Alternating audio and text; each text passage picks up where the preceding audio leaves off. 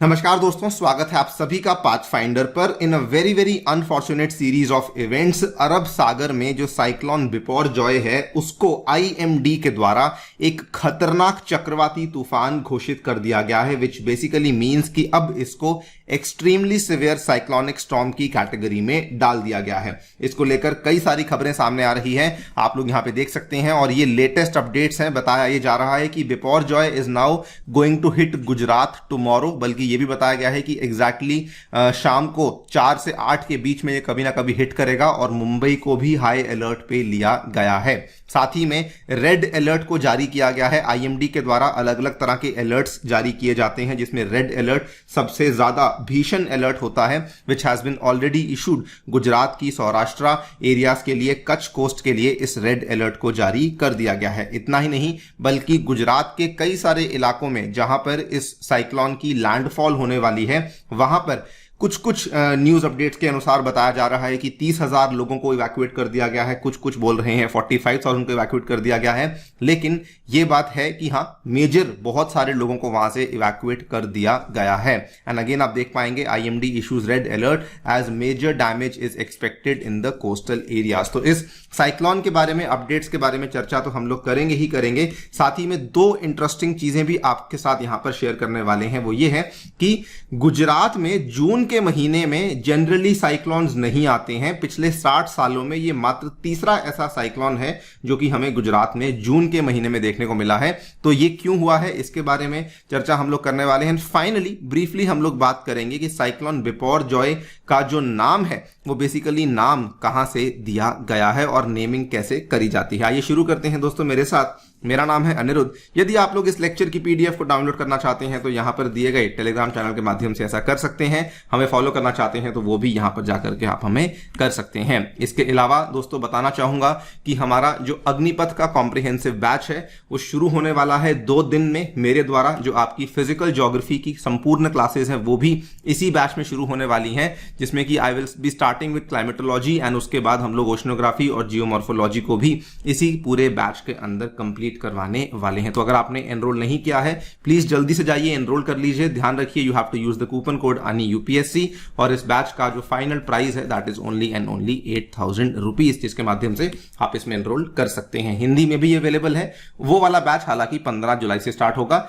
लेकिन ये वाला जो हमारा इंग्लिश बैच है ये 16 जून से स्टार्ट होने वाला है।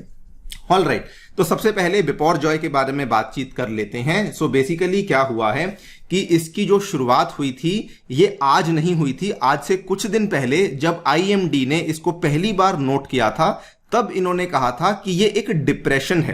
बेसिकली इसको ट्रॉपिकल डिप्रेशन कहा जाता है, मतलब कि तब उनको इस चीज का अंदाजा नहीं था कि शायद ये आगे जाकर के एक साइक्लोन बन सकता है। इसीलिए उन्होंने कहा कि ये स्टार्टिंग में एक डिप्रेशन था, लेकिन धीरे धीरे ये इंटेंसिफाई करता रहा। ये वाली जो चीज है आप देख पाएंगे ये 6 जून की है, मतलब कि आज से अप्रोक्सीमेटली 7 to 8 डेज पहले की चीज है।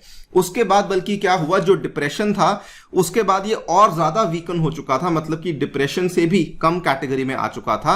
लेकिन उसके बाद सडनली स्ट्रेंथन होना शुरू हुआ और जब ये स्ट्रेंथन हुआ, इतनी तेजी से स्ट्रेंथन हुआ कि इसको फाइनली एक एक्सट्रीमली सिवियर साइक्लोनिक स्टॉर्म का दर्जा दे दिया गया। मैं आपको यहां पर दिखा देता हूं, दिस इज द टेबल जो कि आईएमडी रेफर करती है।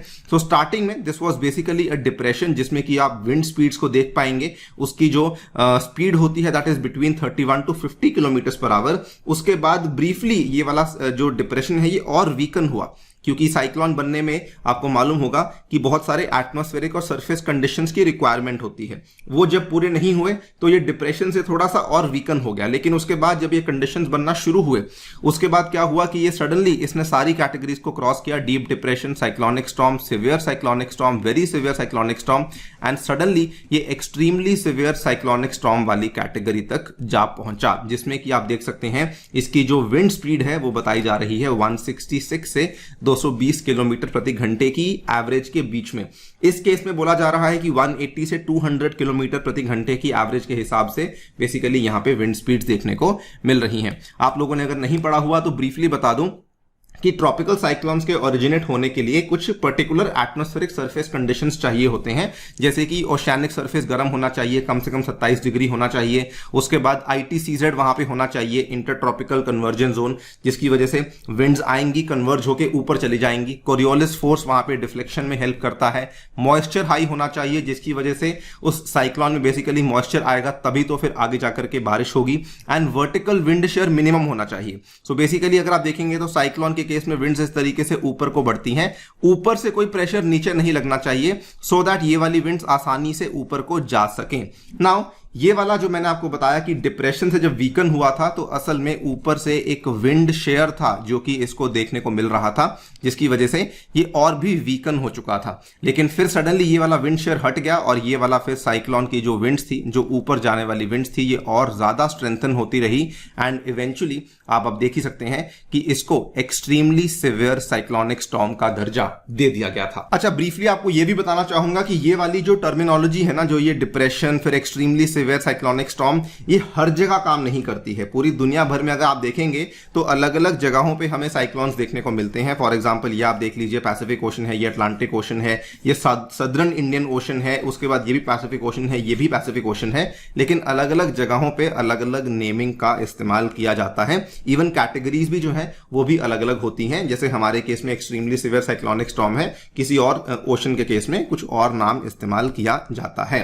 खैर, coming back to Biparjoy, so because ये एक बहुत ही एक्सट्रीमली सिवियर साइक्लोनिक स्टॉर्म घोषित कर दिया गया था, IMD के द्वारा तुरंत रेड अलर्ट को जारी किया गया और इवैक्यूएशन के ऑर्डर्स को जारी करवा दिया गया था। लेकिन आज दोपहर में क्या होता है, एक नई डेवलपमेंट सामने आती है। IMD बताती है कि ये वाला जो बिपरजॉय है ये अब वीकन हो चुका है। The cyclone Biparjoy has further weakened to very severe cyclonic storm over the north east Arabian sea and इनका यह कहना है कि अब इसकी जो विंड स्पीड है वो थोड़ी सी कम हो चुकी है, but that does not mean कि जो रेड अलर्ट है उसको हटा दिया जाएगा। यहां से आप इसका ये वाला मैप भी देख सकते हैं। ये भी थोड़ा इंटरेस्टिंग है बिकॉज जनरली अगर आप देखेंगे तो जो भी अरब सागर में बनने वाले चक्रवात होते हैं उनके केसेस में क्या होता है कि अगर चक्रवात मान लीजिए शुरू हो रहा है, उसके बाद वो नॉर्थवर्ड जाना शुरू करेगा। नॉर्थवर्ड जाने के साथ साथ वो जनरली इस दिशा में चला जाता है, जब वो ओमान हुआ या फिर येमेन हुआ, इन देशों में जाकर के लैंडफॉल करता है। लेकिन इन केस ऑफ बिपरजॉय क्या हुआ, वेरी वेरी सरप्राइजिंगली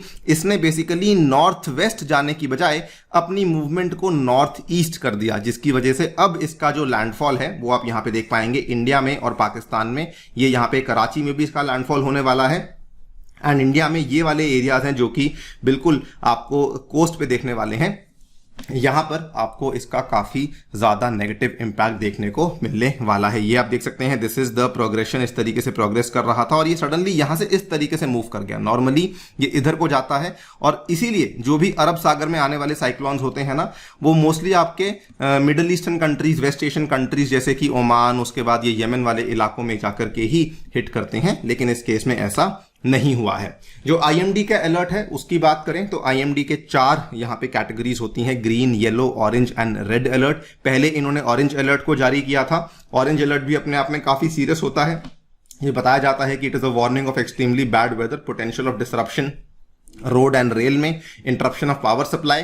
लेकिन रेड सबसे खतरनाक होता है, बताया जाता है कि सिग्निफिकेंट रिस्क है टू लाइफ एंड इसी के चलते आपकी जो वेदर कंडीशंस है बहुत खराब होनी चाहिए, इसी के चलते रेड अलर्ट को इशू किया जाता है। बाय द वे, बहुत सारी सड़कें बंद कर दी गई हैं, इवन जो रेलवे ट्रांसपोर्ट है उसको भी यहां पे एक बार के लिए स्थगित करवा दिया गया है। एक्सपेक्टेड ये भी है कि अपार्ट फ्रॉम द लैंडफॉल ये गोवा, गुजरात और महाराष्ट्र के कई इलाकों में जो तटीय इलाके हैं वहां पर भारी बारिश हमें आगे देखने को मिलने वाली है, जो कि आने वाले 2-3 दिन तक लगातार देखने को मिलने वाली है। ऑब्वियसली एक बार जब साइक्लोन लैंडफॉल कर जाता है तो उसका जो सोर्स ऑफ मॉइस्चर है वो खत्म हो जाता है। आफ्टर दैट उसके अंदर और ज्यादा ताकत नहीं बचती, तो उसकी ताकत उसके बाद कम होती जाती है एंड ड्यूरिंग दैट टाइम उसकी जो रेनफॉल है वो एक बार तो बढ़ती है लेकिन उसके बाद फिर वो कम होना शुरू हो जाती है। तो जैसे ही साइक्लोन का लैंडफॉल होता है उसकी कैपेसिटी बेसिकली कम होना शुरू हो जाती है। नाउ इंटरेस्टिंग फिनोमिना यहां पे ये देखने को मिला है कि पिछले 60 सालों में गुजरात में जून के महीने में आने वाला ये मात्र तीसरा साइक्लोन है। देखिए, according to IMD this Biparjoy would be the third cyclone to impact the western state in June since 1965। Data ये बताता है कि 1965 से लेकर 2022 के बीच में for the month of June 13 cyclones developed over the Arabian sea, जिसमें से केवल 2 थे जिन्होंने अभी तक गुजरात कोस्ट को क्रॉस किया था। 1 Maharashtra, 1 Pakistan coast, 3 Oman Yemen coast and 6 weakened over the sea. क्योंकि इसमें बेसिकली क्या हो रहा था कि जो मैंने बताया ना कि मैक्सिमम जो साइक्लोन्स हैं वो ओमान येमेन की तरफ चले जाते हैं, बाकी बहुत सारे साइक्लोन्स वीकन हो जाते हैं, वहीं पे उनको मॉइस्चर नहीं मिलता या उनको कुछ और कंडीशन नहीं मिलती है तो वो खत्म हो जाते हैं, वो वहीं पे मर जाते हैं। लेकिन इस केस में ऐसा क्या हुआ कि 2 आपके पहले जो गुजरात कोस्ट में आए थे, अब ये तीसरा है जो कि गुजरात कोस्ट पे आने वाला है। एग्जैक्ट रीजनिंग किसी को नहीं मालूम, लेकिन कहा जा रहा है कि ये क्लाइमेट चेंज की वजह से कुछ ना कुछ हमें चेंजेस देखने को मिल रहे हैं। और ये काफी सरप्राइजिंग इसलिए भी है बिकॉज ऑलरेडी मॉनसून शुरू हो चुका है। जब मॉनसून शुरू हो चुका हो उस टाइम पे जनरली हमें इस तरह के इवेंट्स देखने को नहीं मिलते, जिसकी वजह से ये और भी ज्यादा सरप्राइजिंग एंड पेचीदा बन जाता है। फाइनल चीज ये है कि नेमिंग कैसे होती है। तो देखिए, जो नेमिंग है ना वो असल में रीजनल स्पेशलाइज्ड मेट्रोलॉजिकल सेंटर्स के द्वारा करी जाती है। पूरी दुनिया में जहां जहां पे अलग अलग जगहों पे ट्रॉपिकल साइक्लोन्स देखने को मिलते हैं, कुल मिला के ऐसी 6 RSMCs बनी हुई हैं, जिसमें बे ऑफ बंगाल और अरेबियन सी के लिए जो RSMC बनी हुई है वो हमारी भारत की ही इंडियन मेट्रोलॉजिकल डिपार्टमेंट जो कि नई दिल्ली में देखने को मिलता है। नाउ इस RSMC में बेसिकली क्या है, हमारी RSMC में कुल मिला के 13 देश आते हैं। India, Bangladesh, Iran, Myanmar, Maldives, Oman, Pakistan, Qatar, Saudi, Sri Lanka, Thailand, UAE and Yemen. तो सभी देश जो है ये नाम सजेस्ट करते हैं। ये आप यहाँ पे लिस्ट देख सकते हैं, cyclone name and naming country. तो ये Bangladesh, India, Iran, Maldives, Myanmar, Oman, Pakistan, Qatar, Saudi, Sri Lanka, Thailand, UAE, Yemen, इस तरीके से आपका पूरा का पूरा लिस्ट बना हुआ है। तो सबसे पहला यहाँ पे लिस्ट में टॉप पे बांग्लादेश का द्वारा दिया गया नाम बिपोरजॉय है, जिसका नाम जो कि फाइनली अब चूज किया गया है, इस साइक्लोन को उसका नाम दिया गया है। नाउ बिपोरजॉय का प्रोनाउंसिएशन लिखा बिपोरजॉय जाता है, बोला बिपोरजॉय जाता है, बांग्लादेशी वर्ड है। और इस बांग्लादेशी वर्ड का, बांग्ला वर्ड का जो मीनिंग है, ये इसको लिटरली डिजास्टर ही इसका मीनिंग होता है और वही नाम यहाँ पे इस साइक्लोन का दिया गया है। सो ये पूरी की पूरी कहानी है विद रिस्पेक्ट टू बिपोरजॉय। जो भी नई डेवलपमेंट होगी आपके सामने पेश करेंगे, बट यही उम्मीद करते हैं कि इसमें जो loss to life and property है वो मिनिमलिस्टिक हो सके और हमारी जो NDRF है, हमारी जो भी डिजास्टर मैनेजमेंट एजेंसीज हैं, वो इसमें अपना बेस्ट देते हुए बेसिकली इसको हम लोग अच्छे तरीके से मैनेज कर सकें। बाकी दोस्तों आपकी क्या राय है डेफिनेटली बताइए कमेंट सेक्शन में। जाने से पहले बताना चाहूंगा CSAT बैच में एनरोल कर सकते हैं। 1 जुलाई से शुरू होने वाला है इन ओनली 2500 रुपीज। इसके अलावा हमारी टेस्ट सीरीज में भी आप लोग जाकर के एनरोल कर सकते हैं। Thank you so much for listening, stay tuned and stay safe.